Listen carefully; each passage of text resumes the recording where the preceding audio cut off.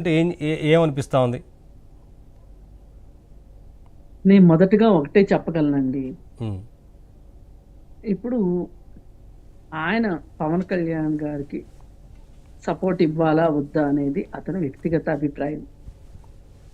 అతను ఎవరికి ఈ విషయంలో సంజాయిషి ఇచ్చుకోవాల్సిన అవసరం లేదు నా ఉద్దేశంలో. ఎందుకంటే సొంత అన్నలదమ్ములే ఇప్పుడు విజయవాడ కేసినేని నాని, చిన్ని ఉన్నారు. వాళ్ళిద్దరూ వేర్వేరు నియోజకవర్గాల్లో వేర్వేరు పార్టీల్లో పోటీ చేయటం కాదు, ఒకే నియోజకవర్గంలో వేర్వేరు పార్టీల నుంచి పోటీ చేశారు. అంతకంటే ఏమన్నా ఉంటుందా చెప్పండి? అలాగే జగన్మోహన్ రెడ్డి ప్లస్ షర్మిల ఇద్దరు చెరొక పార్టీలో పోటీ చేస్తారు. అందుకని అంత పెద్ద విషయాలే జరగాలేంది ఒక కుటుంబంలో. పైగా కుటుంబం అనుకోవటమే కానీ చిరంజీవి గారు, అల్లు అరవింద్ గారు వాళ్ళిద్దరు మాత్రమే ఉన్న రోజుల్లో ఈక్వేషన్స్ వేరే ఉంటాయండి, అవునన్నా కాదన్నా. ఒక జనరేషన్ గడిచిపోయింది, ఒక జనరేషన్ దాటిపోయిన తర్వాత కూడా మనం అవే విలువల గురించో లేకపోతే అవే కట్టడుల గురించో మాట్లాడుకుంటే ప్రయోజనం లేదు. ఇప్పుడు ఒకప్పుడు అలీ కూడా ఇదే సమస్య వచ్చింది, మీకు గుర్తుంటే. అలీను పవన్ కళ్యాణ్ చాలా స్నేహితులు.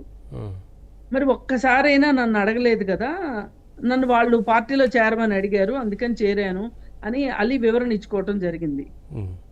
కానీ అలీ కుటుంబ సభ్యులు అవరు కదా.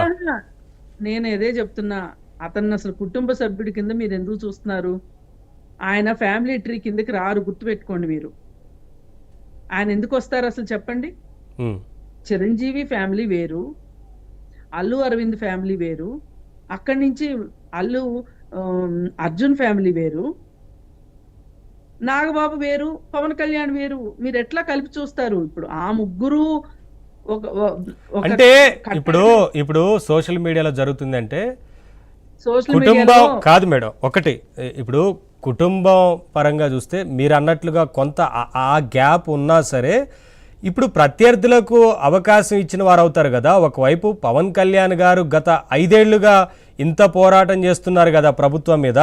ఇంత పోరాటం చేస్తున్నప్పుడు కనీసం మద్దతు ఇవ్వకపోయినా సైలెంట్గా ఉంటే వారి పని వారు చేసుకుంటూ వెళ్తున్న క్రమంలో సరిగ్గా ఎలక్షన్కి ముందు రోజు వారు ఇచ్చిన ఆ డైరెక్షన్ వల్ల ప్రత్యర్థి పార్టీకి కానీ ప్రత్యర్థి మీడియాకి కానీ అవకాశం ఇవ్వడం ద్వారా పెద్ద ఎత్తున మీడియాలో సంచలనం అయిపోయింది.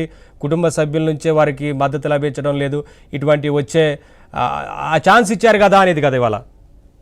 అఫ్కోర్స్ అంతవరకు వెళ్ళకపోయినా ఇవాళ ఓటింగ్ పర్సంటేజ్ నమోదైన పరిస్థితులు ఇవన్నీ మొత్తం చూస్తూ ఉంటే సరే జనసేన టీడీపీకి అనుకూలంగా ఉన్నట్లుగా ఇప్పటికే కనిపిస్తోంది. ఆ ట్రెండ్ సెట్ చేశారు, కానీ అది జాగ్రత్త పడ్డారు. ఆ రోజు అల్లు అర్జున్ గురించి ఒక్క మాట కూడా మెగా ఫ్యాన్స్ కానీ జన సైనికులు కానీ ఎవరు కూడా ఒక్క మాట కూడా అనలేదు, ఏది ఎన్నిక పూర్తయ్యే వరకు.